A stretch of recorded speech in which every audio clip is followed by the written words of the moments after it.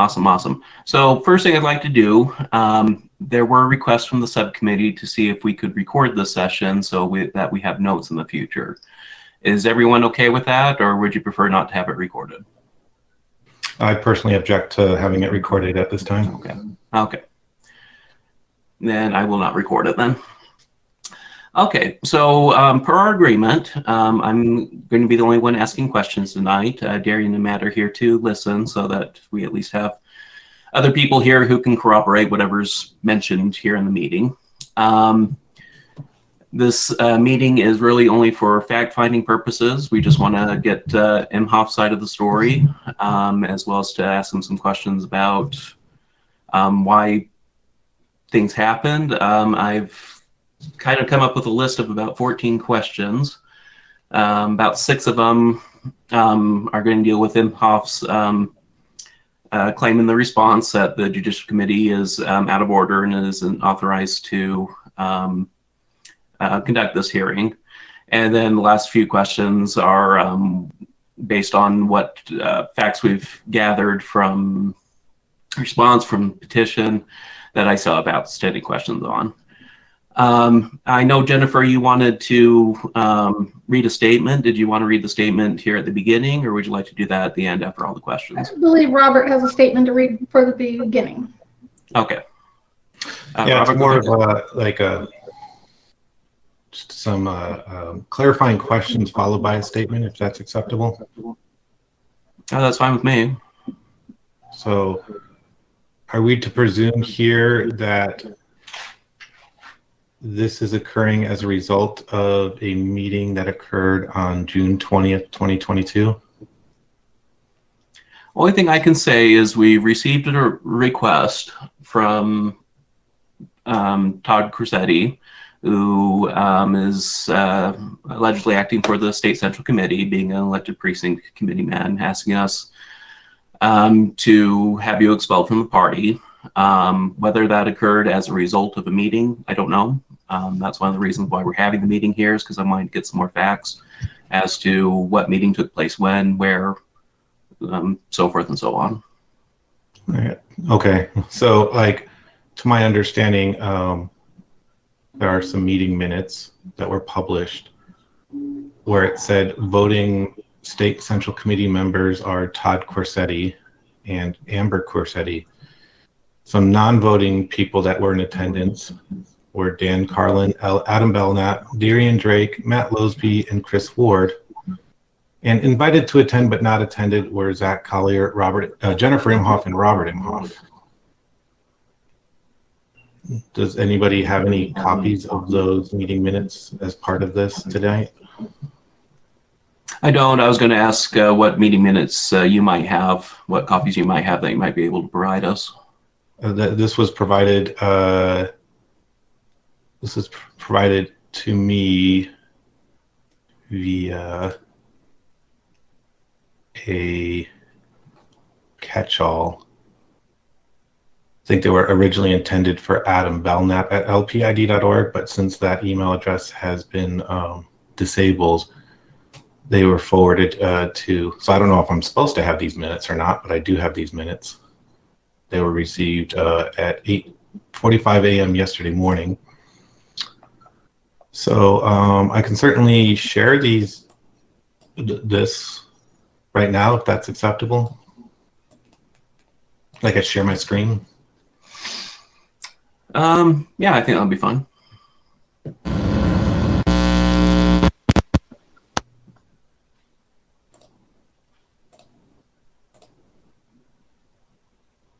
Everybody see that okay? Not quite yet. Okay, now I can see it.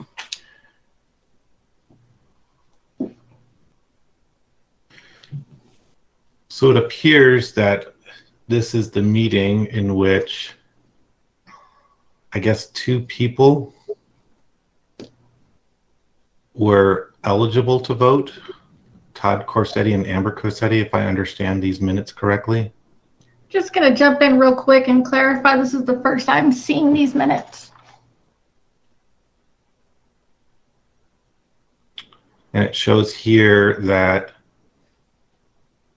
they moved without objection to have this agenda And then the first item on the agenda was to reaffirm that the April 2nd convention was valid.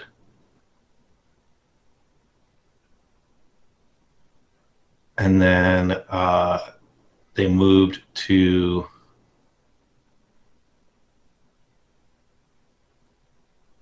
that Jennifer Imhoff should be suspended for claiming to be the party chair. And then acting treasurer, that Mr. Imhoff be suspended. And then permanently suspended as chair. So they accepted me as chair, but then wants to permanently suspend as chair. With the suspension of chair as vacant, they want to make Mr. Corsetti moves that the state central committee shall appoint the vacancies.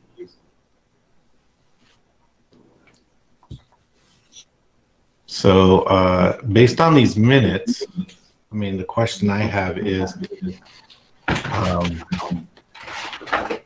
if any of this is valid for a couple of different reasons. Number one, Amber Corsetti had not paid any membership dues to the state party ever.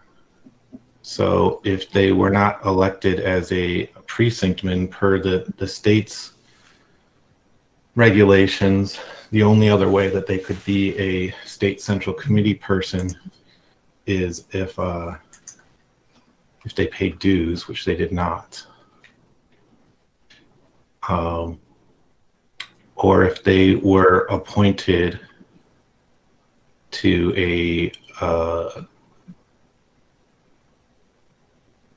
an officer position, which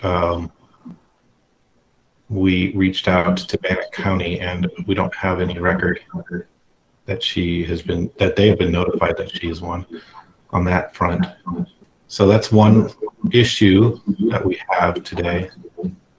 The other issue is state law says that there will be certain things that must happen in conjunction with whatever a party's bylaws say.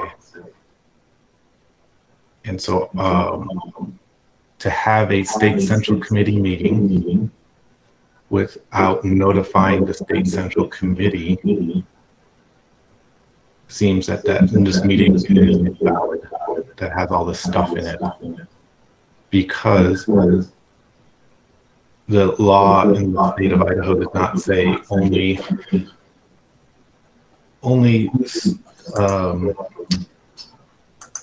county officers and only county precinctmen are state central committee. It says their state central committee and whatever your party's bylaws say. So I'm not aware of any Bannock County meetings that occurred in which the 9 dues-paying members of the party that are in good standing have been notified of a Bannock County Central Committee meeting being held, to which they could also seat a chair in Bannock County. Mm-hmm. So the fact that Todd Corsetti is asserting himself as the chair of Bannock County here in these meeting minutes, I don't know if, Article 5, I believe, or 4 of the state bylaws says very specifically, in lieu of other, or not in lieu of, in addition to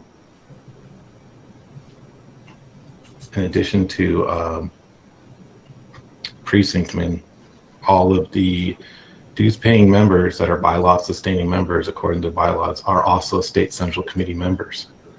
And so I don't see any invitation to the 81 people that qualified as state central committee members per our bylaws. We're not invited to this meeting on the 20th. Mm-hmm. So there's probably an issue there. Okay. Yeah. So the only thing we're going to be doing tonight is just gathering facts and arguments. Of course, can't really decide right now whether this investigation is out of order or not. As one of the primary purposes of the investigation is to get we're going to interview Todd tomorrow as well and ask him questions, but we want to get all of you guys' arguments just to first of all see if we have actually been called out of order or not, and then proceed from there. So, Robert, would you be able to put together a list for us of the different bylaws and different state statutes where that your premise for calling this June 20th meeting out of order? If you can get that to us, we can take a look at it, investigate further. It should all be listed in the response I sent to you guys On the earlier. response. Okay. This has already been pre-outlined 2 weeks ago. Okay. So no real new information here, just what we have in the response. Okay. All right. Was there anything else that you wanted to make us aware of? Just again,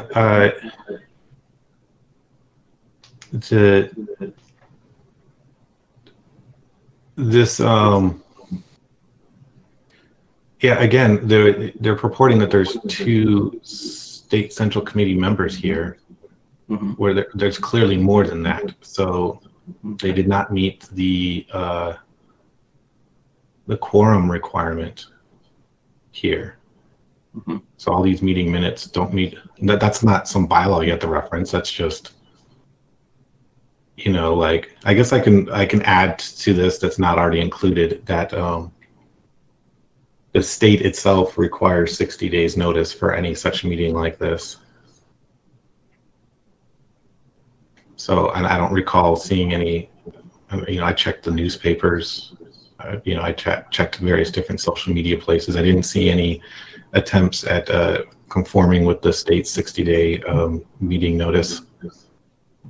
Okay. Which I can give you references to that. Oh, that would be good. Thank you. You can either give them now or in a separate email. I don't know, Jen, do you happen to have that handy? No. Okay. Yeah, if you can just go ahead and send it over to us, I can. Yeah, we can all take a look at that. Are we to assume that the Central Committee only exists of Mr. and Mrs. Corsetti? Because at this point, I have no clue who the Central Committee is.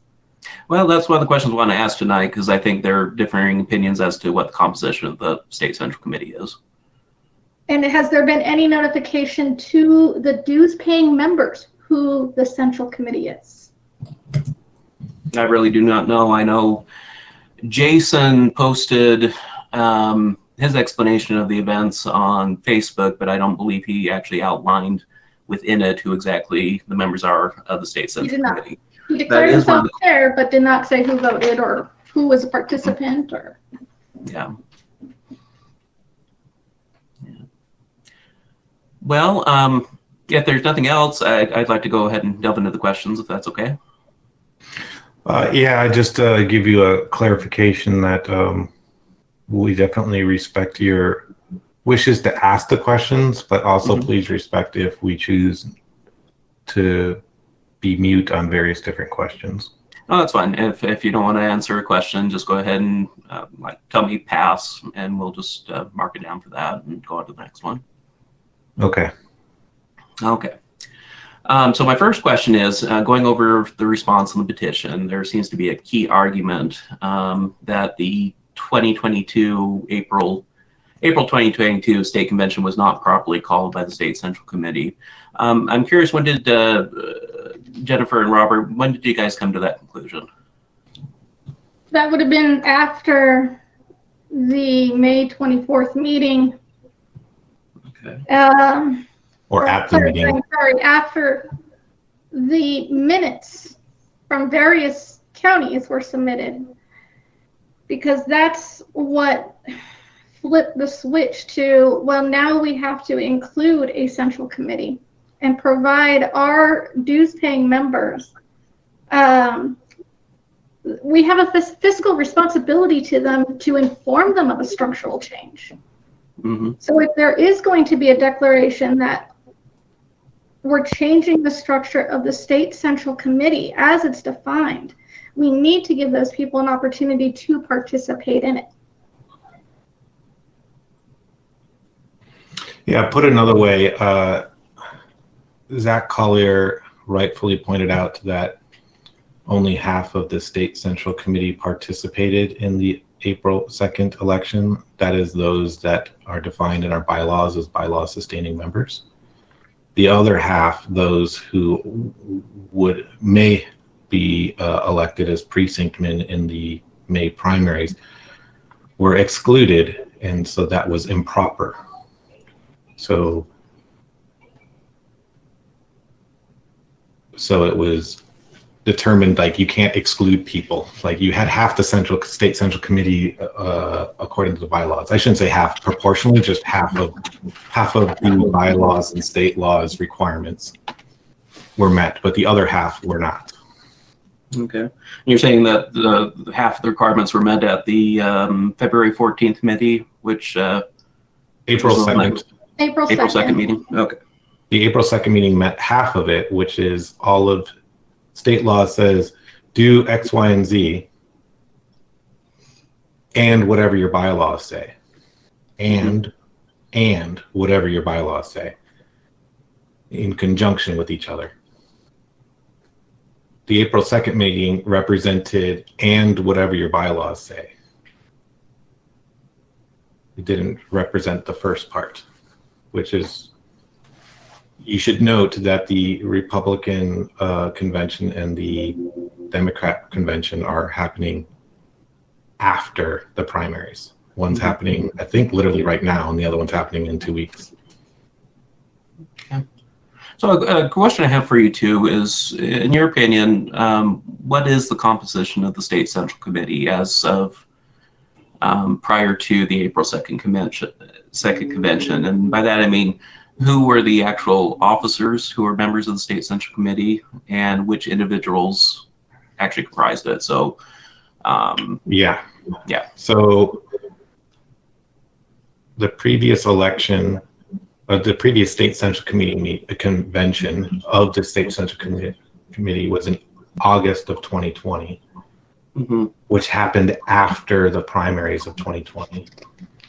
And after canvassing occurred, no precinct men were identified, so they were not included in that. Okay, so you're saying that we didn't have actually any elected precinct committee members as of August 2020?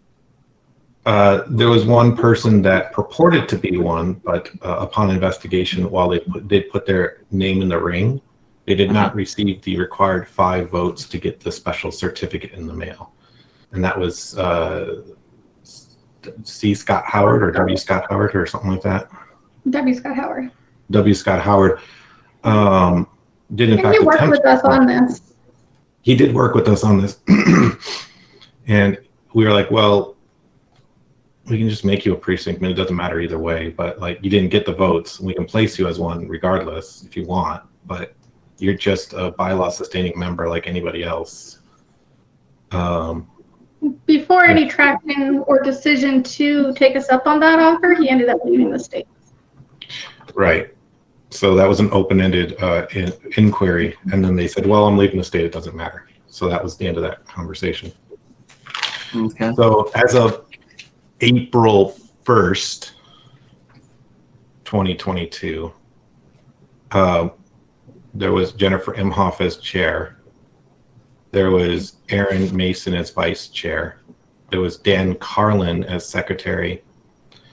A non-voting officer, just a simple stand-in, is Robert Imhoff as like an assistant treasurer to just make sure things were happening.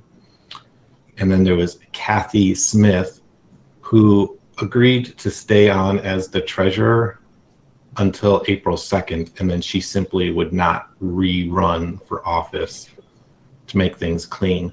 There was a lot of discussion between January and April whether I should be an acting treasurer or an assistant treasurer or just be the treasurer. There was already a lot of concerns about conflicts of interest. So we asked Kathy to just be the treasurer in name only, and then I would just, as assistant treasurer, just submit the data to the state that's required by law until that convention occurred, and then whoever became treasurer after that would move forward. There's a little bit of confusion in some email chains back and forth on acting treasurer versus assistant treasurer, and the secretary Dan Carlin rightfully pointed out, like, no, assistant treasurer is not the same thing as acting treasurer, and everybody agreed that was a misunderstanding, and it was corrected moving forward from there. That's what a secretary does, is properly point that out, and he did. And from the point of him pointing it out, there was no confusion after that. Mm-hmm.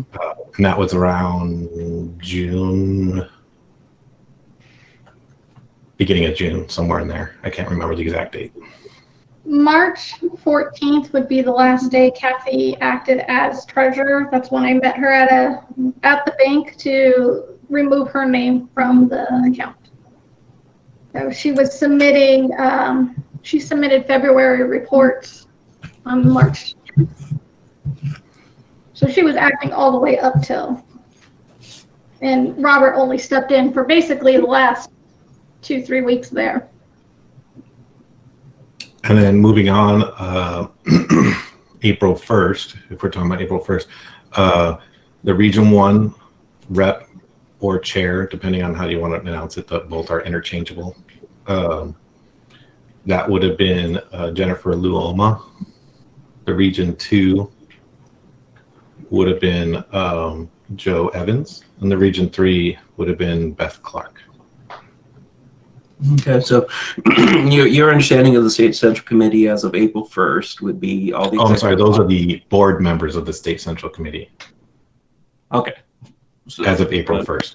Now, the State Central Committee as a whole, as of April 1st, would have been anyone under the bylaws defined as a bylaws sustaining member. They're registered Libertarian or registered unaffiliated. They're not registered to vote at all. They're they're a resident of the state of Idaho, and any one of those three, and they are current on their $20 yearly dues commitment. Okay, and then finally, the last they agreed to the non-aggression principle. Okay, so anybody under that criteria is a State Central Committee member, according to our bylaws, according to what I interpret as our bylaws, to your question that you're asking. Okay, so State Central Committee, the board members, not necessarily members per se, their capacity as officers would be the executive board plus the Region 1, 2, and 3 directors. And then actual State Central Committee members would be the ones who meet the qualifications for party members under the bylaws. So I'd say board members, according to my interpretation of state law, board members are board members and State Central Committee members simultaneously. Oh, okay. But they have to follow both our bylaws doctrine and the laws doctrine of one person, one vote. So you can be simultaneously a State Central Committee member and a State Executive Board member, but you only get one vote. Okay. And that's our interpretation of Title 34, Chapter 5 of Idaho election law. So those are all State Central Committee members and anyone that's an officer of any county party through the state's canvassing process. So the state also has a canvassing process in which you can be nominated for a for a precinctman, and then precinctmen get together and form a county central committee, and the officers of the county central committee are automatically members of the State Central Committee. So there's a bit of a loophole in Idaho law where you could be a registered Libertarian who did not agree with the non-aggression principle, who did not pay dues, but still participate in the State Central Committee if you go that route. Okay. So if you choose not to sign the NAP or give any money to the party, there's still a loophole to be a voting member of the state central committee that way as well. Okay. So is it a fair summary to say that de facto all members, as defined by the bylaws, are members of the state central committee, as well as anyone who's elected committeemen, even if they don't meet the membership requirements of the bylaws? And then the executive board members are members partly because of their position, partly because they're also members of the party. Yeah, qualification to be a board member is that you have to be a state central committee member per our bylaws. Okay, gotcha. So you couldn't be one otherwise. Okay, gotcha.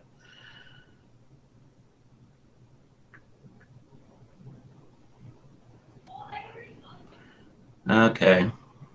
So wrapping this all together then, your opinion is the state convention was not properly called by the SEC, which would be all members, as we just summarized here, and we only had half the members actually call for the convention. Is that correct? Well, we only had one half of the law, not half of the literal members. Okay, Sorry. That's okay. Half of what the law prescribes, not a literal half. We're not missing half. There wasn't like 80 qualified people and only 40 got called.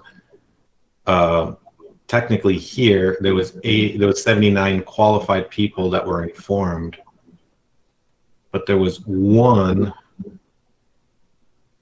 state central committee member who was elected as a precinctman that was not properly informed of a convention after canvassing, i.e. the certification of the primary results. The primary of 2020? The canvassing, 2022.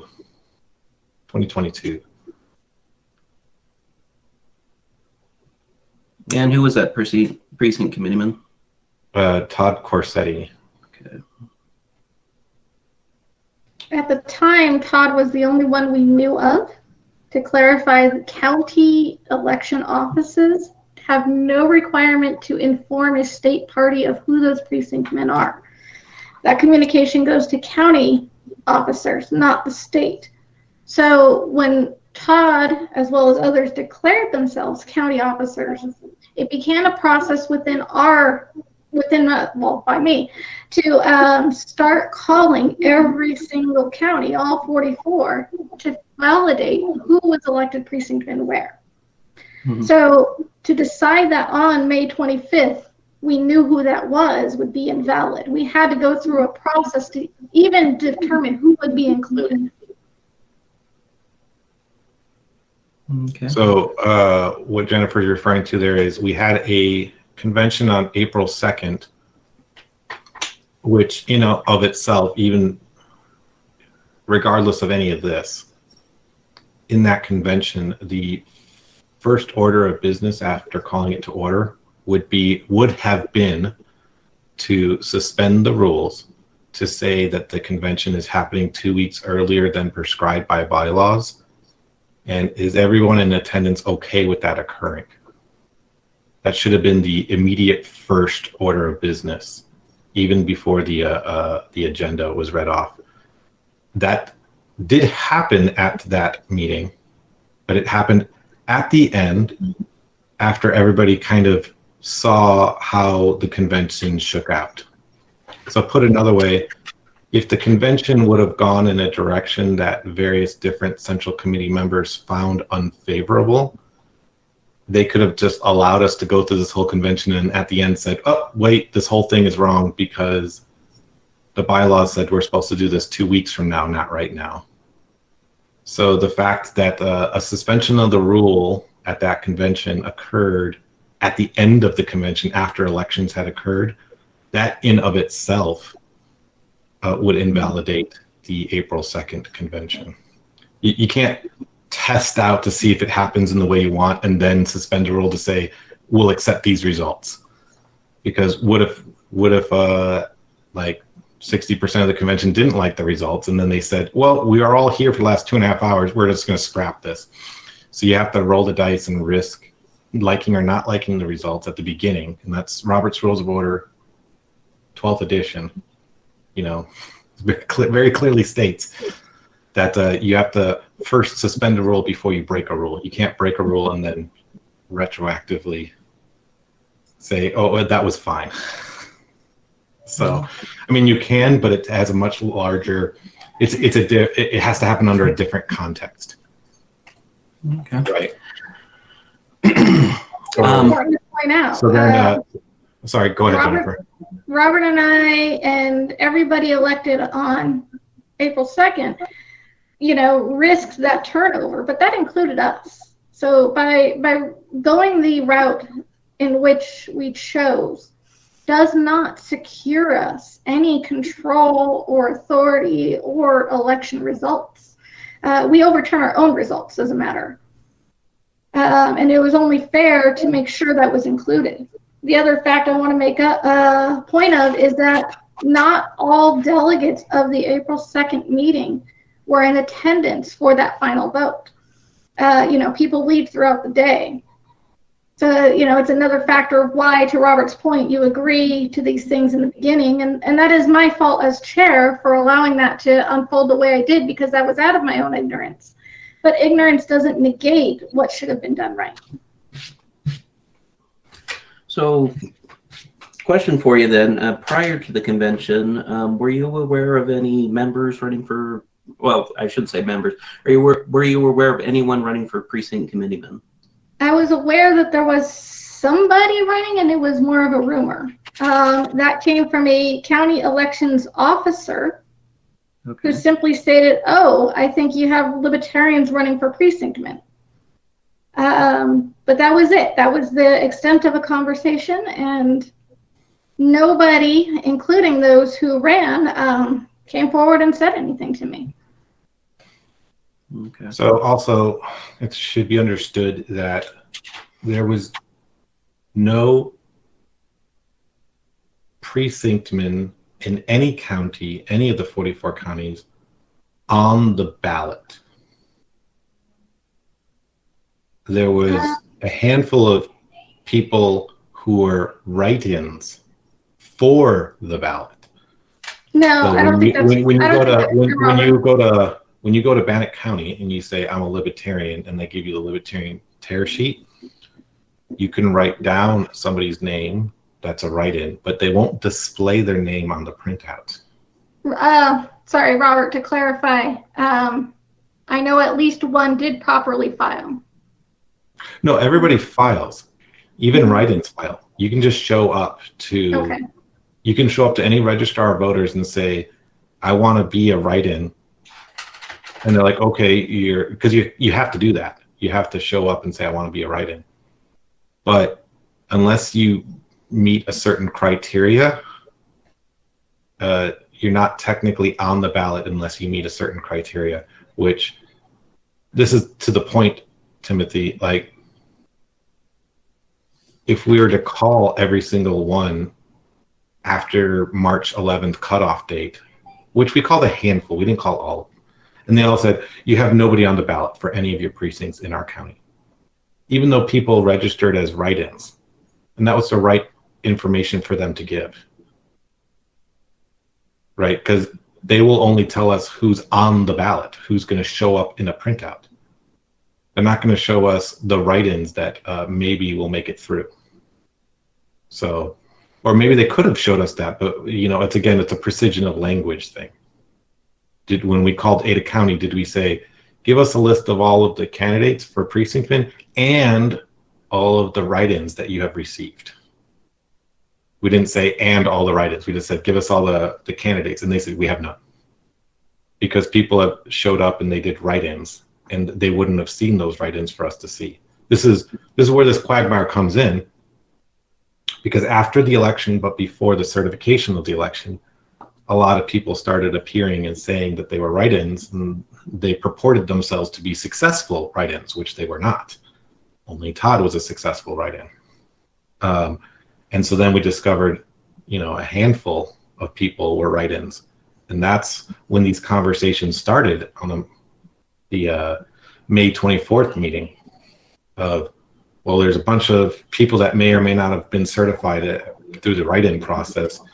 we've got a bit of a quagmire here because we had an April 2nd meeting that, may or may not have happened to begin with.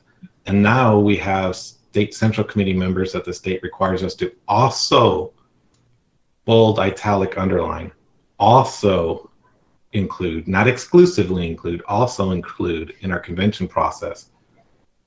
And then it was discovered after June 1st, after canvassing completed, well, there was a lot of them that did write-in attempts, but only one, Todd Corsetti, was actually successful. And so now we're in a weird position of, okay, it's June 1st, Todd was successful. We have one precinctman that has technically been disenfranchised, even though Todd Corsetti is already a state central committee member, is already a bylaw sustaining member. Because of that, he's technically has the right to a convention after he gets elected as well. Right. So he's both, right? He's a state central committee according to our bylaws, and now he's a state central committee. To layer to that, the meeting minutes that were submitted didn't just include people who were existing central committee members, they included a handful of people who weren't. So when a Rex Losby, a Merrill Collar, or an Amber Corsetti have an opportunity to participate in being a state central committee member, why weren't the existing membership allowed that same opportunity? We also have people in other counties that statistically right now probably could not meet the requirements of getting the 5 votes within a precinct. As it was, people in Ada County, our most concentrated area, did not meet that requirement. So how is somebody in, Idaho County or Nez Perce or Bounty supposed to meet those requirements and be part of the central committee? If we were to decide that, nope, that's it, game's over, this is the list, we disenfranchise all of those people. That's why the law and the bylaws allow for counties to form at the absence of a precinct man. Now that we had to include a precinct man, we had an obligation to our members to build out that process so that those counties and those people can also participate. Okay. Well, that leads me to question number 2. So another key element from both the petition and the response is the allegation that you've been seeking to appoint members to the state central committee via appointment of persons certain offices which comprise committees such as county central chair. Do you know what the legal basis for that is and how those appointments are made? When there is no precinctman, it is the chair of the party or the chair of the state central committee as defined to appoint that person. And so while we did begin that process, all of those efforts were done transparently and inclusive of everyone, including those in question that are calling us into the judicial committee. Okay. So we're going to just go ahead and paste here into the chat.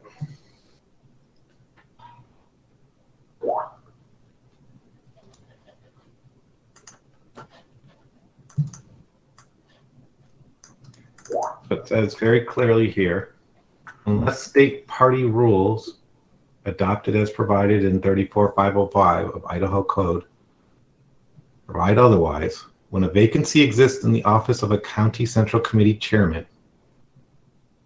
So, for example, Bannock County had no county chairman before the January 1st canvass, and it did not have a chairman after the June 1st state certified canvass.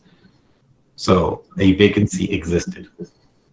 In Bannock County, Central Committee Chairman, it shall be the duty of the State Central Committee Chairman to call a meeting of the precinct committeemen of the county, and the precinct committeemen shall proceed to elect the chairman of the county central committee for the balance of the unexpired term. So that is to say, like, regardless of which executive board, whether it's the April 2nd executive board is valid or the rollback board is valid. In either situation, it would have been the chairman of the executive board to go to the county and say, congratulations, all you precinctmen, on being elected through this process. The canvass is over. I declare that you will have a convention in the county, in the state seat, i.e. the capital of the county, or the county seat, excuse me. So you'll have a meeting somewhere in the county seat city of all the precinctmen to elect your chair.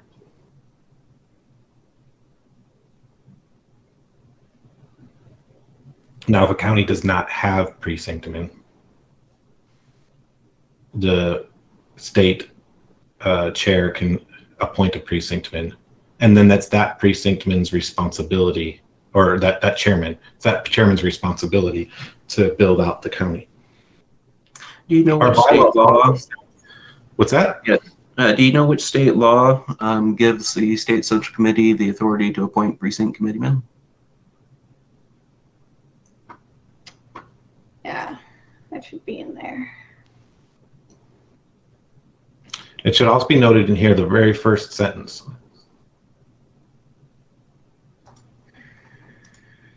Unless state party rules. That means to string replace this. Unless Libertarian Party of Idaho rules provide otherwise. Mm-hmm. That's what this first sentence says here. Right.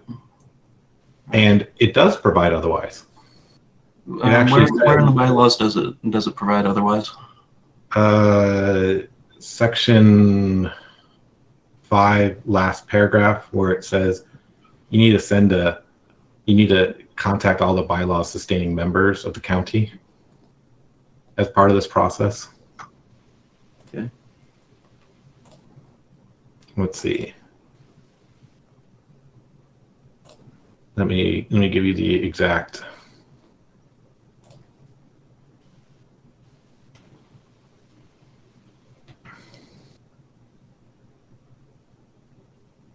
Hang on a second here.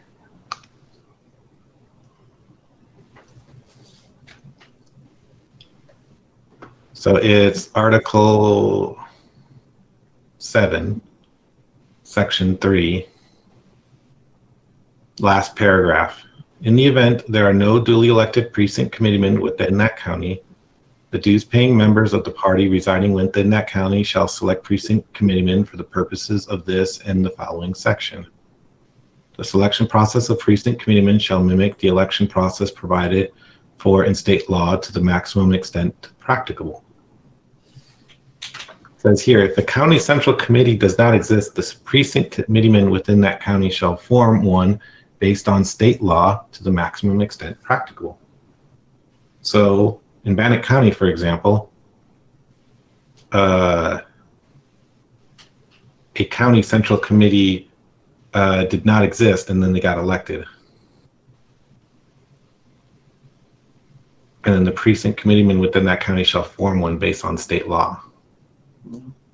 So looking at 34502, it talks about vacancies that exist in the office of the county central committee chairman, and how those vacancies can be filled by state party rules. Otherwise, you go with state law. I'm not seeing anything in here that talks about appointments of precinct committeemen unless it's by the state central committee chairman. So is there another law that talks about that, or is that your interpretation of 34502? No, so it's in our bylaws. Uh-huh. So we're 7 section 3. Mm-hmm. It says the county central committee shall fill by appointment all vacancies that currently exist. Okay. In the office of precinct committeemen who shall be qualified electors of the precinct. Okay. So we're relying exclusively on the bylaws for determining how to appoint precinct committeemen? If one was not elected through the state process, then it's the responsibility of the county central committee to appoint those. Okay, gotcha. And just to be clear, regardless of who says what is where and who's responsible for what, the no precinctmen, that's very important to say, no precinctmen have been seated by anyone in the State Central Committee. Not the State Central Committee chair, not any officers of the board, not any individual ones, of the one that that I recognize. Okay, so going on to question number 3, have either of you read the attorney letter from Echo Hawk and Olson from the petition? And if so, what were your really thoughts necessary. I'm sorry, but that's very appropriate. We'll just take a pass. Take a pass? Okay.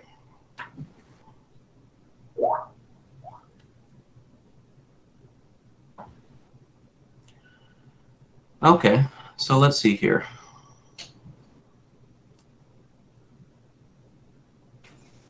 Let's see, I think I pretty much asked question 4, so we'll go on to number 5. So in your response, you talked about 2 meetings before the state convention. There was a special bylaw meeting on June 26th last year, and then an executive board meeting which took place on February 14th.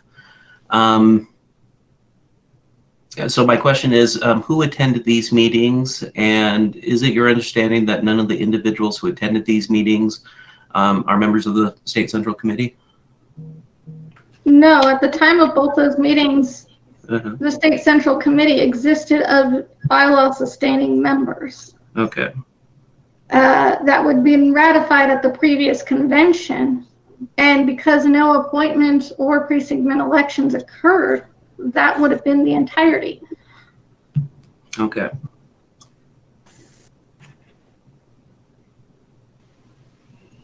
Okay, and who attended these meetings, or are there meeting minutes that you could share with us? We could just get the answers from there. Yeah, there's meeting minutes.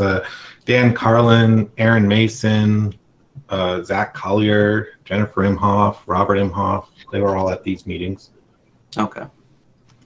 The bylaws convention last year, that would have also included Jess Smith. Yeah, he was on. David Hines, Joe Evans, and Amber Beltran. That's just off the top of my memory. Yeah, those are all the people that attended the actual convention itself, the bylaws convention you're asking about. And were they all sustaining members? At the time, yes. I think there was one that was not, but they were not allowed to vote. That was a special bylaws sustaining members. There was a suspension of the rules at the August 2020 convention to allow a certain, there was only 29 individuals that were qualified to vote at that bylaws meeting because they met specific criteria. Okay, great. And everybody that attended that meeting were part of that group of 29. Yeah, so Jennifer and myself included. I do have the list of credentialed delegates, which included myself and Robert, Dan Carlin, Aaron Mason, Zach Collier, David Hines, Jess Smith, Jen Luma, and Sean Luma. Those in observance, not delegates, were Amber Beltran, John, it says John B, but it's, can't remember his name, and then Joe Evans. Okay. John Basabi, sorry. Yeah. Well, would you be willing to email your meeting notes from those so we could look them over? Mm-hmm. Okay, great.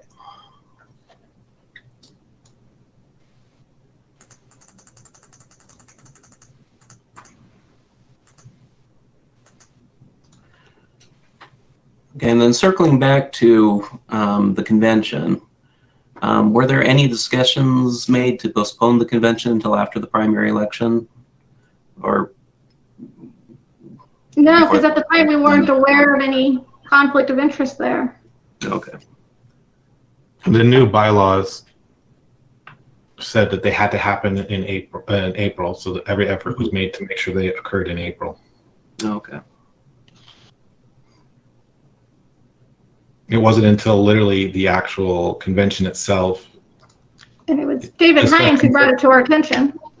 The discussion of this started at the convention, and as more people read up on rules and regulations and did a canvassing of other parties and what they did, it was quickly realized that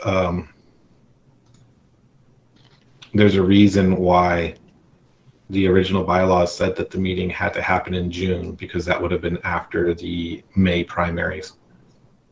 So there was an effort to try and make sure that we had conventions early enough in the year, especially to make sure to factor in national delegates and the such. Mm-hmm. But we didn't properly do a review of election law to say, well, you can have it in October for all you want. It just can't be before June 1st. Or it's not a specific date. It can't be before. Yeah, 10 days after the primary. Yeah, you have to allow for state canvassing to complete before you can have a convention. That's why it said in there to do it in June, because that would have been clearly after canvassing. Or the 10-day thing, as Jennifer's talking about. Okay. Okay, so question number 7. So you mentioned in your response that several members of the party who ran for precinct committeemen conducted county level meetings, of which you were not apprised until around May 29th through June 1st, somewhere within that time frame. Were you given copies of these meeting minutes? We were provided them all on May 29th within a 12-hour period. Okay. Do you have copies of these that you could send over to the committee? I can. I'll send them to you.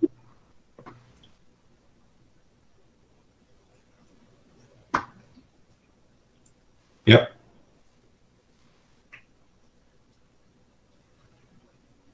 It should be noted that these meeting minutes, as described in the detailed letter sent to you, they were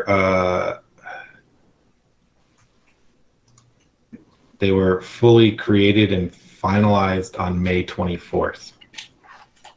So no changes to the meeting minutes occurred after May 24th, according to forensic evidence. So even though they were provided to us on May 29th, the meeting minutes were created before May 24th and last modified on May 24th. Okay. And then communicated to the State Central Committee mailing lists, State Central Executive Board mailing list on the 29th, which was 3 days before the state certified the primaries. Okay. Just forward those off as email attachments so you can see the actual email itself. Let me know if the attachment does not come through. Okay. I'm actually not checking my email. No, I'm only human. I can only do 3 things at once. So, but I will let you know if we're not able to view them. Okay. So question number 8. So according to your response, members of the executive board visited with the Idaho Secretary of State's office concerning the matter of whether or not the 2022 state convention was properly called, along with matters related to this. Can you provide us any details about this and other similar meetings with the SOS? The best we can say is that we informed them that an error was occurring and we're attempting to self-resolve it, and to simply verify with them if the manner in which we're going to resolve it conflicts with any known state laws. They informed us that they will not tell us what we're doing, whether it's civilly correct or not, but they did tell us that there was no violations of laws performed the way in we our were actions. approaching this situation. They appreciated that we came to them and informed them. They said we didn't have any obligation to inform them. They do appreciate that we put things on file with them so that they know that errors were made in the party and we're making attempts to fix the errors. and they agreed with us that if we want to go about doing it that way, we could do that, but they did not weigh in on whether what we were doing has any impact. Like what we were doing, they were basically saying no law would interfere with the process we were taking internally. Does that make sense? Yeah. So outside of that, they didn't provide really any guidance as to interpretations of the law concerning state central committee. They're very strict that they won't interpret law because they're afraid of any legal bindings with that. Gotcha. What they could validate was that the steps we were taking did not violate law. Okay, gotcha. But they could not give any legal advice. Those were the exact words that Chad Hawk gave, as well as Jason Hancock. Okay. Yeah, their meetings with us always start with, I'm not a lawyer, this is not legal advice. We have people here that can, if you need a specific part of the law to have a advisory, which is not even technically legal, it helps with any judicial things that might occur within the state, but it doesn't. So it's kind of like a lofty, we think this is how you're supposed to interpret it. Kind of, they'll give out those kind of statements if you request them in writing. But this was more saying, we're reading the law this way. Are you reading it any different? And they said, we're not. And we're going to do this. Do you think there's any criminal actions here? And they're like, they specifically broke down certain sections and said, all of this is not criminal sections. So, you know, so again, they weren't giving us legal advice. They were just advising that everything we were saying wasn't incorrect, or the approach we were taking would not incorrectly violate state code. Does that make sense? Yeah, that makes sense. It followed interpretation. Okay.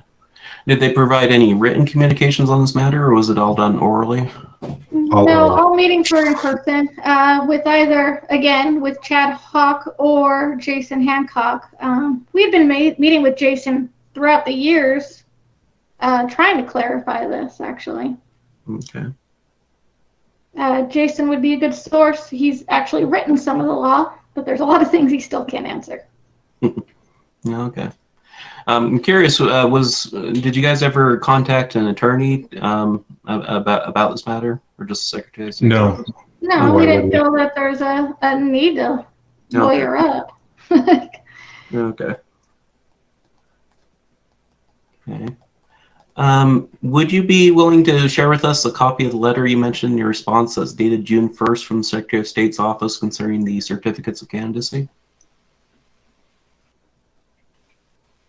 The June 1st letter? Yeah. Just validate what we're referring to. Can you restate the question? Yeah. So in your response, there was reference to a letter Jennifer had received on June 1st. Oh, yeah. Yeah. I'm just wondering if we could see a copy of that. I thought we already transmitted that to you. We took a picture of it and sent it to you. But if we didn't, we'll do it again. Yeah, if you could do that again, that'd be great. Could just be my That's memory. just the June 1st canvassing letter, Jen. Okay, I know what you're referring to. Yeah, the one that says, here's the list of your candidates for public office for the year. Yeah. No, we didn't provide that because I don't have that scanned. Yeah, that's what I was saying. If you can just take a picture of it, because we don't have a scanner.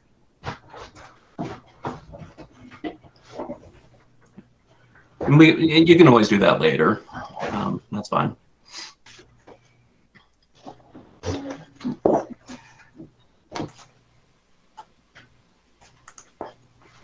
Yep. On file.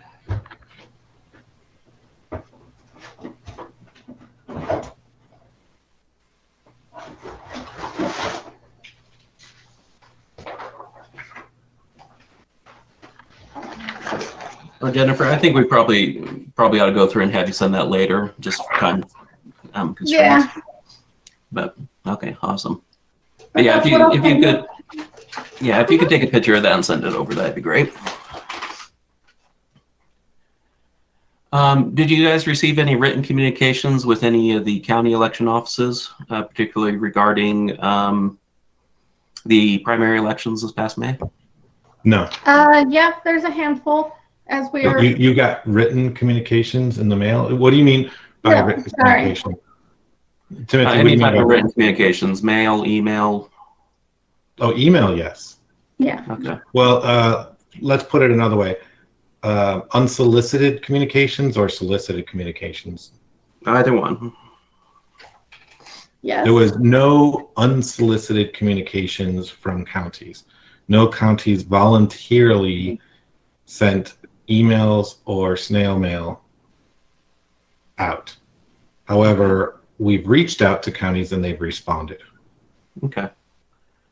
Would you be able to provide us copies of these communications? To what context? Just in the context of the primary election this past May. No, I mean, like, as far as this stuff, like, how does that fit into this context? Like, how Well, does that fit into this, what you're curious about here? yeah, so Put it another way, I don't see the relevance. okay, so the relevance is the point was brought up in the response that several members of the party had ran for precinct committeemen and had held meetings, only to find out later that they had not received the 5 votes necessary. And the response made several mentions of some of the counties contacting Jennifer concerning, trying to remember exactly, certificates of candidacy or something like that. So we just wanted to see what those emails were that were referenced in the response. Yeah, we'll go through, and the ones that are relevant to that we'll forward to you. Okay.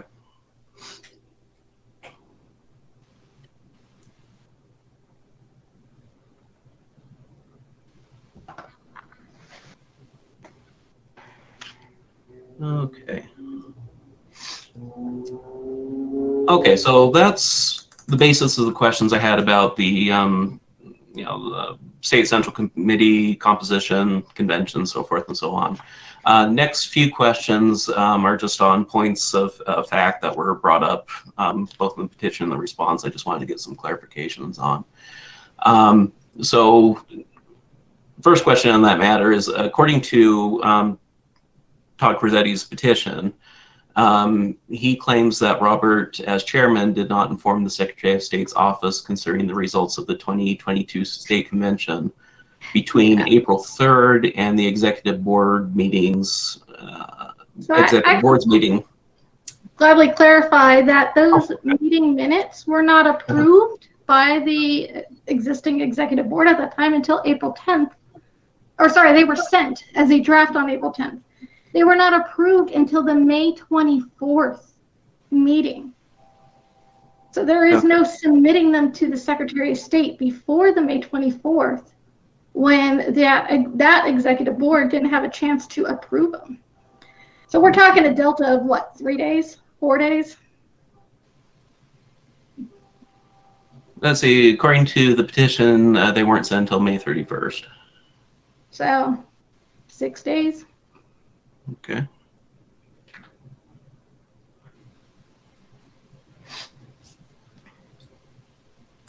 And by the way, it's the responsibility of the secretary to manage that, Dan Carlin. Okay.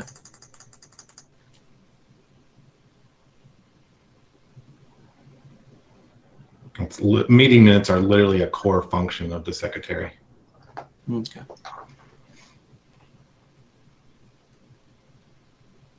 Okay, so next question is, at the 2022 state convention, Robert claimed to be the chair of the state delegation to the national convention. I'm curious, Robert, which bylaw, either national or state, was that based on? I can't cite it off the top of my head, but it's a national bylaw that says that the state chair is the default committee person, okay, or delegation chair, or as arranged by the delegates. Okay, and is that the same basis for the claim that Jennifer should be the alternative delegate for Chris Ward in lieu of Zach Collier? No, that was a discussion on the floor. That was not a certainty. Raising a question you know, this is 2022 in America. We have a First Amendment right to ask questions and not be accused of making assertions. So the question was asked on the floor about alternates. Okay. So there was no, it was just more of an inquiry from your point of view as to who should be the alternative delegate? Yes, it was a discussion on that, and that discussion ended with the Collier rightfully pointing out another national bylaw that says that a current delegate by written letter can place an alternate in their stead. And after providing evidence of the written letter, he was placed without further delay. Mm-hmm. Okay, gotcha. Okay, then next question was at the convention. From what we know, the national chair instructed the Idaho delegation to hold a meeting on the floor. According to the various accounts, that is incorrect. That is an incorrect statement. Okay. What's your version of the story? The chair pleaded with the delegation to voluntarily have a meeting on the floor. The chair, the national chair, has no standing to demand that they have a meeting. That's all on video. Where can we view this video? I don't know, The live feed. the LNC's YouTube. Yeah. LNC's YouTube? So that's Okay. what all occurred on stage, which was being recorded. Okay. She blurted out, "Just have a meeting," or something to that effect. I'm paraphrasing. She's like, "Just have a meeting." That's not saying we have to have a meeting. She said it in an inflection of like, "I can't make you have one, but for the love of Pete, just have one and make that happen."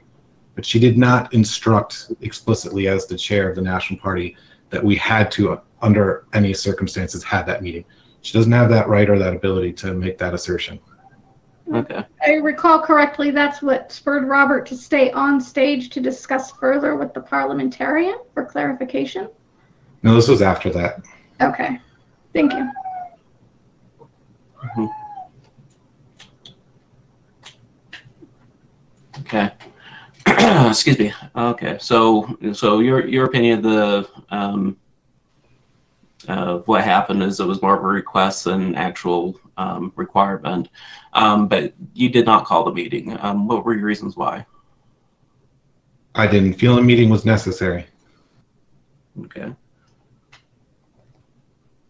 And why didn't you think it was necessary? Because it wasn't necessary.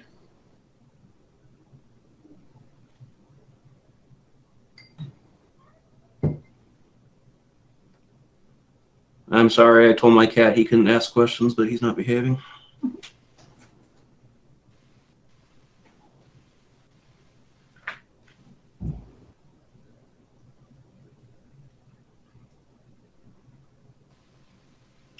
Okay.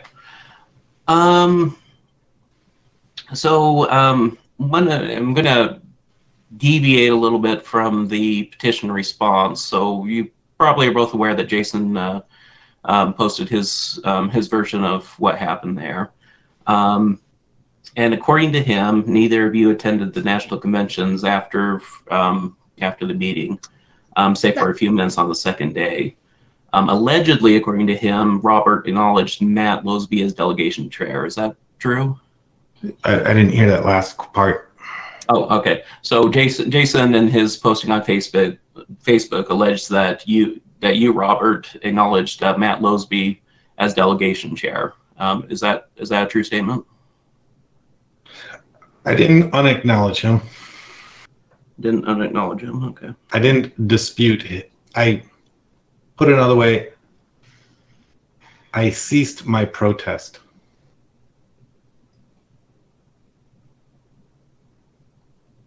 To answer the last question. And to answer the first question, There's plenty of evidence that Robert and I were on the floor. The remark is ambiguous. Like, to physically be in a room in which people were talking and debating and raising issues, and there's a convention, there's a vendor area, there's a media area, there's meetup spaces. So we were physically at the convention. So I don't know. If I can clarify a little further, there were not enough seats for the Idaho delegation, which actually spurred an entire scene with Oregon, who refused to give us their empty seats because they were sitting next to us. And Oregon can validate that claim. 3 rows back was Alaska, who did allow us to sit with them, and they can validate that claim. So whether or not these guys wanted to turn around and see us sitting back there, that's on them. Okay. So you're saying that you were seated at the convention with the Alaska delegation? We were present and on the floor for most of it, yes. We are also in active communication. They were regularly texting me to let me know when someone needed to go to the bathroom. I immediately would respond, do you need me to be there to vote? So we might not have been physically, been in that room 24/7, but we were present at the convention. Okay. We were interviewing with media in the media area. We were purchasing items in the vendor area. We were having lunches with other delegates in the restaurants provided on site. On premise. So I don't know what to tell you. Like the question, the remarks brought up in that post are a bit vague. You know, like to say we weren't at the convention. Well, we were at the convention. What we are required to participate in and not participate in is our duties as individuals to decide. And how much, what volume of participation. All seats were taken. There was no need for an alternate to be present for any of it. I'm not entirely sure what the complaint is trying to drive at. Okay. Did you vote on any of the motions while you were seated with the Alaska delegation? Never needed to, or was never requested as a alternate to vote. Okay. Robert, did you vote on any motions? Again, you know, libertarians are very adamant about none of the above and abstentions. So I exercise those core libertarian values of abstentions and nolas or notas. Okay.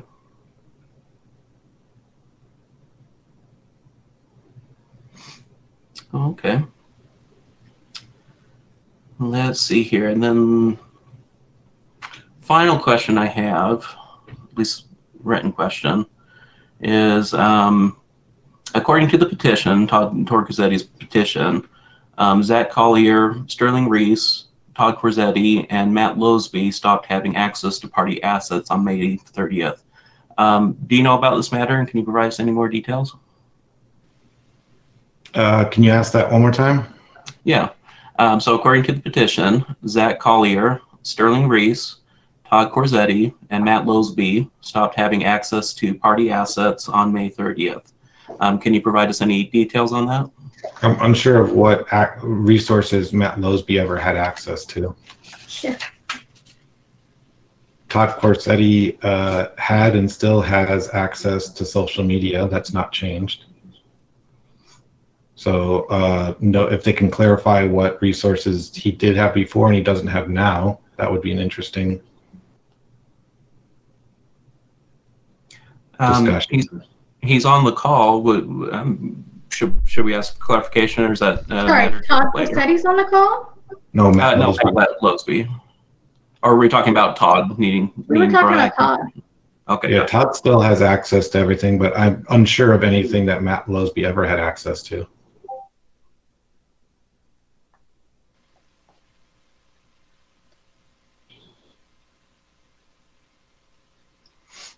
So we discussed Todd and Matt. Who else purports that their access? Sterling and Zach. Sterling Silver again. Anything? What access did Sterling have? We have no knowledge of anything that he had access to begin with. Let me go ahead and pull up the petition here. Yeah, I'm staring at it. Yeah.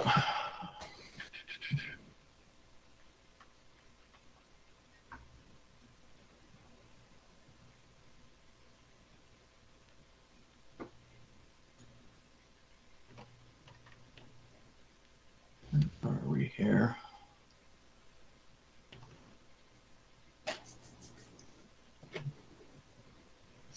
access this mentions would be Mr. Belknap's access for Treasury.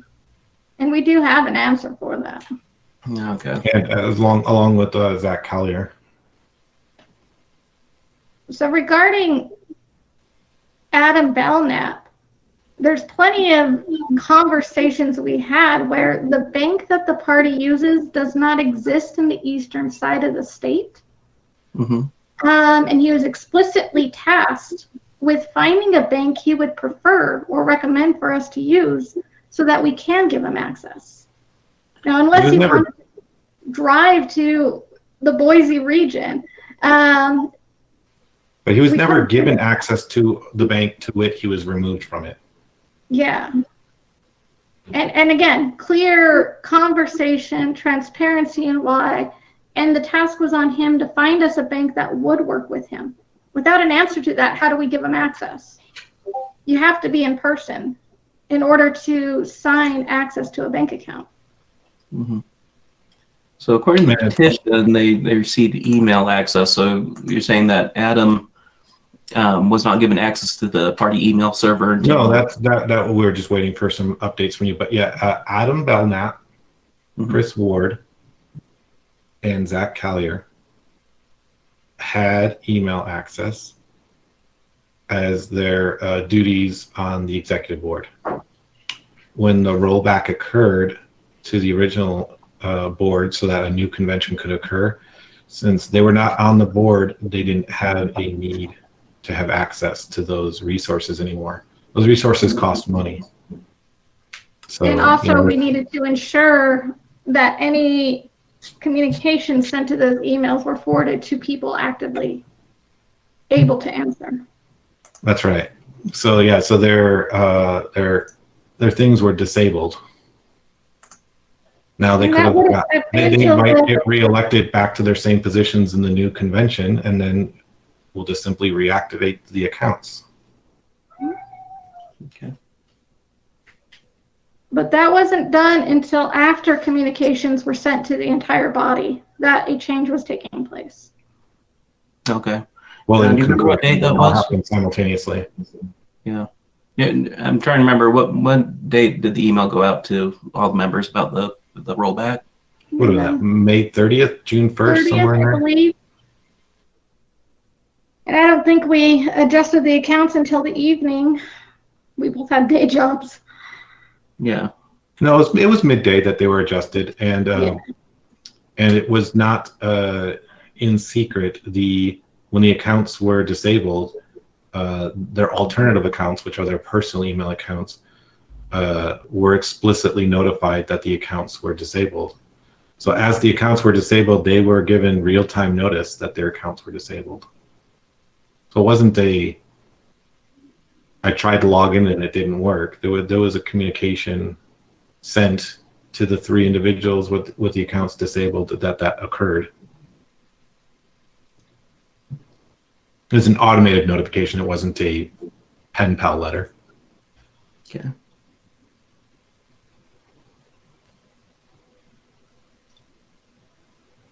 Okay, I did remember one last question I did want to ask. In your two's opinion, what do you think? What is the composition of the state central committee at the moment?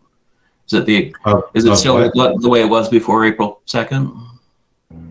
The state central committee should exist of bylaw sustaining members, okay, as it did prior to April 2nd, and in addition, any elected precinctmen and appointed county officers. Okay. And anybody who between April 1st and now goes onto the website, clicks join, and is validated as a registered Libertarian or unaffiliated or not registered to vote, who agrees to the non-aggression principle when they sign up, and who pays a $20 due.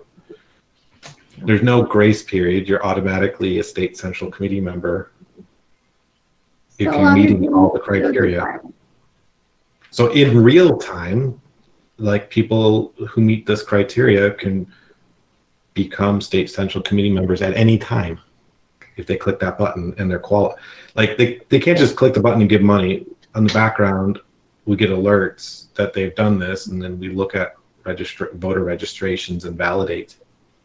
We look at if they chose to click to agree to the non-aggression principle or not.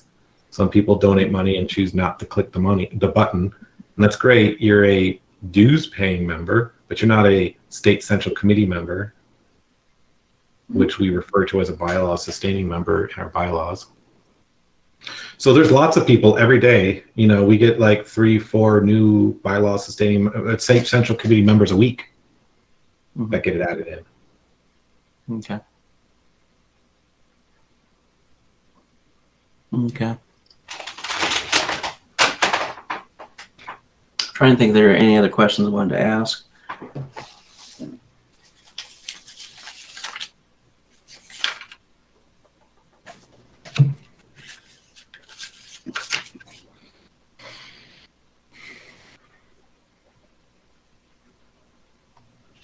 I can't think of any at the moment. There's a couple of statements to point out to you. Okay. After the June 1st canvassing, where the state, there's county canvassing where the counties canvass their votes and validate them, and then they certify them locally, and then they submit those canvasses to the state where it goes to the Capitol building, and the Secretary of State has a committee that reviews all the results, and then they do their canvass. It's just a fancy way of saying that they make sure everything was done correctly and they certify it. So there's no state law, there's no state provision, and there's no bylaws provision that says after a state canvass is completed and the state informs the parties of the results of elections in which they hosted the elections on behalf of the party, there's no state law that says, like, now that this canvass is done, you have no state central committee members, you have no county chairs, you have no precinctmen, except for whatever we say right here. There's no reset button. You continue to have a state central committee on May 30th as you do on June 1st. What does happen when they send you the state canvass results is if Joe Smith was precinct Bannock 314 committeeman, but now after the canvass is completed, Jill Adams is now 314 Bannock precinct, then you have to update your records to say, like, he's not a state central committee precinctman anymore, she is. And you update that. But if they don't inform you of a precinct change, let's say nobody runs, then you can decide in your own bylaws, well, Joe's the precinctman and he didn't rerun, but nobody else ran either. You're allowed to just say, well, Joe continues to be the precinctman, regardless of whether he ran or not. There's nothing there's nothing in state law that says that when his term ends, if nobody backfills it, you can't simply as a party say, well, then he just continues to hold that seat. The state does not. All the state does is says you have to have. All the state says is you have to have these elections, and here's the results of those elections. After that, the state steps away. Whatever we say within our bylaws is how things function. So to the notion that, like, our entire state central committee consists of 2 state central committee people flies in the face of, like, one, just basic logic. Like, who says that all of a sudden the Libertarian Party of Idaho's bylaws, which says anybody that's a concurrent bylaw sustaining member, they give $20 and they're qualified as a state central committee person. How do they suddenly not become a state central committee person the moment that a primary election has ended? Where does state law say that, like, they cease to be a state central committee person? Where does our bylaws say they cease to be a state central committee person? Just because the primaries happened where precinctmen had the option to run for precincts. Or people have the option to run for precincts. It doesn't say that anywhere. So this June 20th meeting of a precinctman and a non-bylaw sustaining member, like, is just impractical and it makes no sense. The second thing is let's say every single state qualified state central committee member was informed that this meeting was going to happen in a timely manner, and they chose to show up or not show up. Just looking at those meeting minutes, as soon as they suspended the rule and said this is now the reinstated executive board, they ceased to follow our bylaws, which say you must follow Robert's Rules of Order, when they chose to start suspending and replacing executive board members. Let's say that state central committee was there correctly. Like, there is an actual process. And the just saying, they did this person did this, they're suspended. This other person did this, they're suspended. You know, Robert's Rules of Order, Chapter 20 is very deliberative and precise about how you go about that.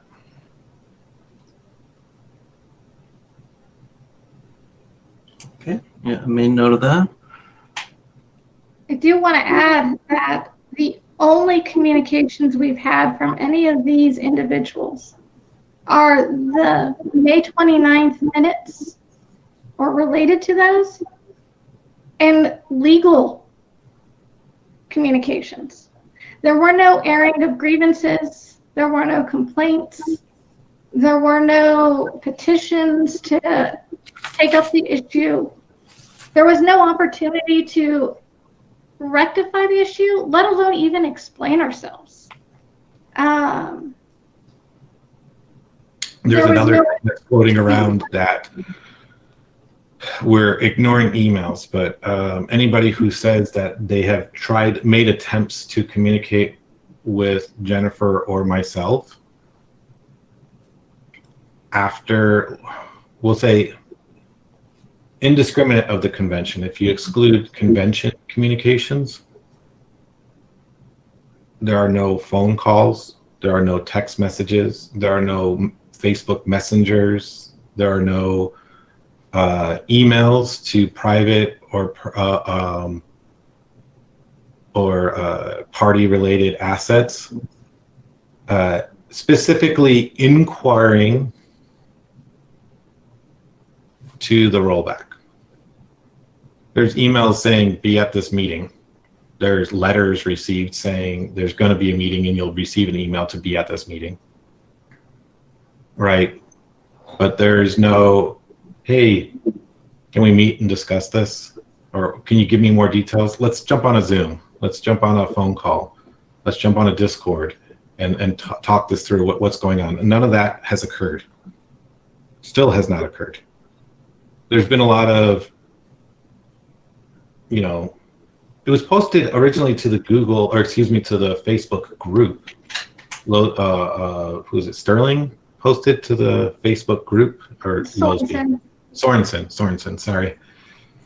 Sorensen posted a thing to the group, which was proper. They had a grievance and they wanted to get their grievance off their chest, and they posted it to the group. Somebody made an attempt to reshare it to the page, which is an official front-facing marketing tool.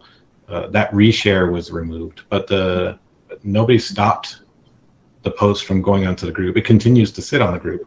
any of the group conversations. There's multiple places that's been posted. But again, that's a passive, public-facing concern that was issued. But nobody's directly come to Jennifer, to Elizabeth Clark, to Aaron Mason, to Jennifer Luma, to myself, to Joe Evans. Nobody's come directly to them saying, like, I don't like what's going on here. break it down for me, or I need you to be my advocate and work around this, and like I need this to go in a different direction. The only person that we're aware of that has any of those type of communications is Dan Carlin. And Dan Carlin, he has resigned from any positions related to either the April 2nd board or the prior to April 2nd board. He submitted an email saying he resigns from that. After Jason posted, which was on June 26th, we did have people inquire, hey, what's this about? And I provided them with full transparency information. Yeah, somebody from Nez Pierce reached out and wanted details, and you provided them the details as you know them. And so, he disagreed with Jennifer's assessment, and he said, well, okay, well, I don't want to be directly connected to the party until this is resolved. So he was connected to the party, and then he disassociated himself from the party, waiting for the resolution of this outcome. The outcome of a resolution, sorry. Yeah, but there's 2 points to drive in. Is that one, once that grievance was aired, nobody stopped it, nobody interfered with it, and we do encourage that discourse. And 2, there is an appetite for people to want to be appointed a county officer where there is no precinctman. There's a handful of people that I've been communicating with. Some of them meet the qualifications, some don't. Some are waiting for the outcome. Some are looking at their own personal lives to make sure that there's availability. But there's a dozen people who are interested, eager, and willing to participate at the same level as Amber Corsetti. Up until this point, every dues-paying member was under the assumption that their dues, so long as they met the requirements of a bylaw-sustaining member, afforded them that opportunity. We have a fiduciary responsibility to those people to tell them if that changed, or if it didn't change, or what is the process to participate. We can't just rip the rug out from under them and say, yeah, I know you gave us money with this assumption, but that doesn't matter anymore. And so that's the premise and the motive of everything, at least I'm doing, is simply to make sure that this is above board, that everybody has a right to participate at any cost of my personal reputation with the party or any role I take as an officer. That's all on the limb. I could have sat cush in a spot, but I chose not to because that wasn't proper. And so to claim that Todd Corsetti is the sole proprietor of an entire state party really flies in the face of not just what we've always done, what the state law outlines, but also what the other parties do. And I've been in communication with those people as well in their interpretations and how they apply things. So what we're doing does align with everything else that, yeah, if there's not a precinctman, counties have the opportunity to participate. And Idaho is such a rural state that there's a lot of that, even for especially the Republican Party and the Constitutional Party. They don't have precinctmen in every county, but they do fill those seats the same way we are. And so to assume that Todd and Todd alone can call this judicial committee, I think is improper, and it's not, at the very minimum, allowing the rest of the membership to weigh in. Because according to my response, a lot of them do want to redo a convention so that they can participate in the level that which has been set forth by Todd getting elected. And we put a finer point on this. We can track, for the most part, who opens these emails. And we do see that at a huge open rate. People actually open. I'm referring to the email where we notified the state central committee members that there was a board reversal. You know, it was sent to 117 people that were either, bylaw sustaining members or dues paying members. 43 of those opened it. We have not heard from any of those people that opened it, which a lot of the people that opened it are people that are complaining today that brought us to this today. But there's been no direct communication to the party saying, I'm concerned about that letter that went out. There was just this other magical state central committee that was created that's brought us here today. The very minimum, libertarians stand for due process. And there's no reason why we shouldn't have been afforded the opportunity to answer those questions before a meeting was ever even called. Yeah, that's a whole separate ball of wax there. But to these points, like, at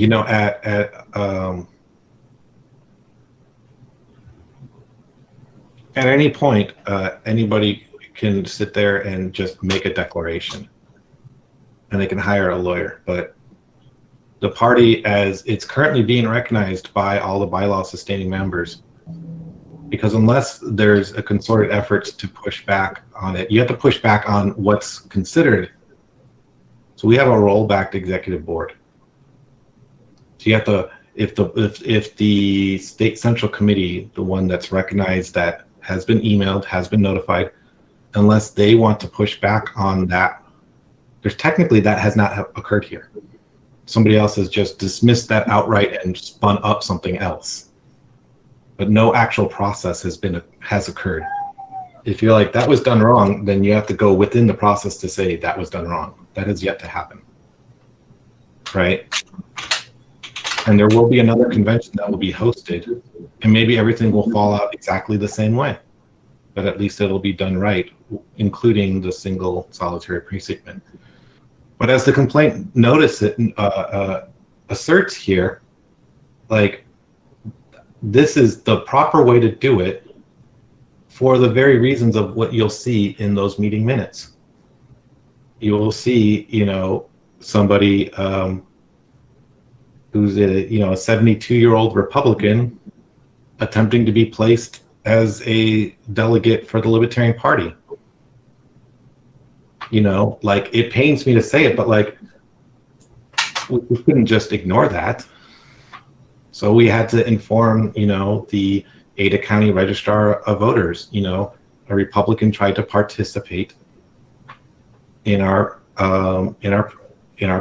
internal process. We had to notify the Republican Party of Ada County, the Republican Party of Idaho, just so you know, this person with this name and this voter ID, they attempted to be placed as an officer in Ada County of the Libertarian Party, even though we saw that that person voted in the May primaries as a Republican.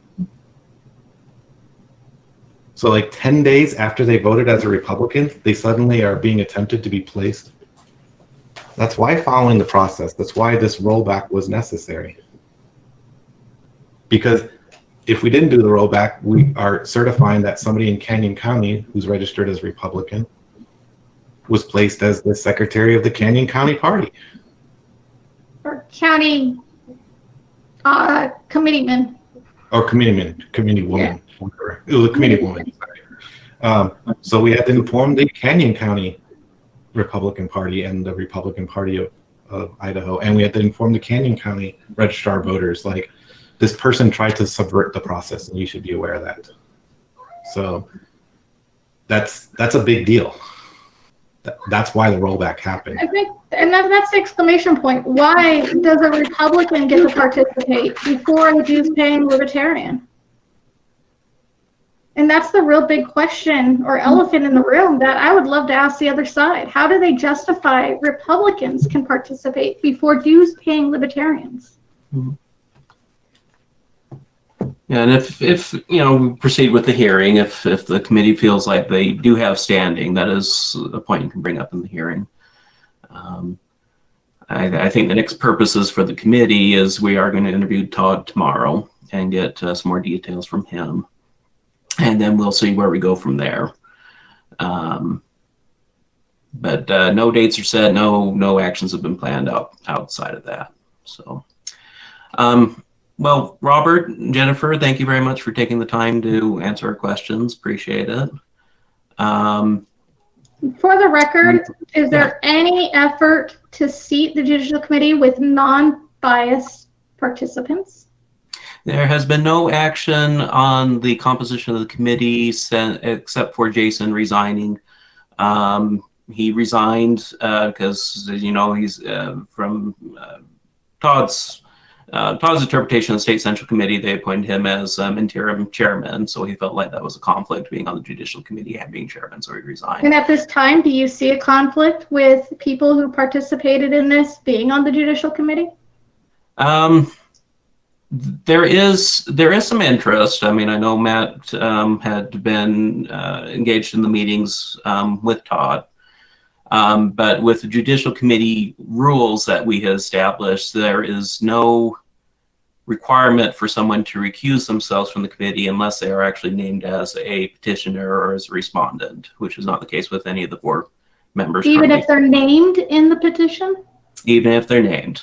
One of, at least from my perspective, you know, I helped to draft some of the rules, and question had come up in my mind as to whether there should be a provision in there for someone to recuse themselves if they are named in the petition, which if we were a party with a membership level of, say, the Republican Party, that would make sense. But when we have less than 25 people attending a state convention, it is quite probable you could have the majority of the active members who would be named in that, and that would excuse quite a few number of people. So with our laws, we did not include any rules about recusing yourself unless you're a petitioner or a respondent.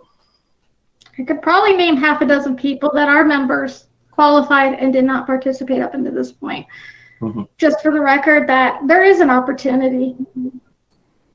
Okay. And I don't think that opportunity was even sought or explored properly. Okay. Yeah, I guess I'll leave you with the last note that Article 4, Section 9 says an officer may be suspended, that is, denied the authority to perform his specific function by a 2/3 vote of the State Central Committee. So you have to ask yourself, like, if that has actually occurred here. Is the real State Central Committee's will being done right now? Like, should you even exist as a Judicial Committee exploring this, given the facts presented today? Well, that was the basis of Jennifer's response. Her main argument in the response was that this committee was called out of order, not by the State Central Committee. But there are conflicts from your side and from Todd's side as to what the exact composition of the State Central Committee is. Is there an intention to interview Amber Corsetti? Not at the moment, no. Is there a reason why not? Well, we're taking this one step at a time. We wanted to see we wanted to interview you. We also wanted to interview Todd. And then based on what responses we get, if we feel like we need to go and ask for some more facts, we may call we might ask for interviews with other people.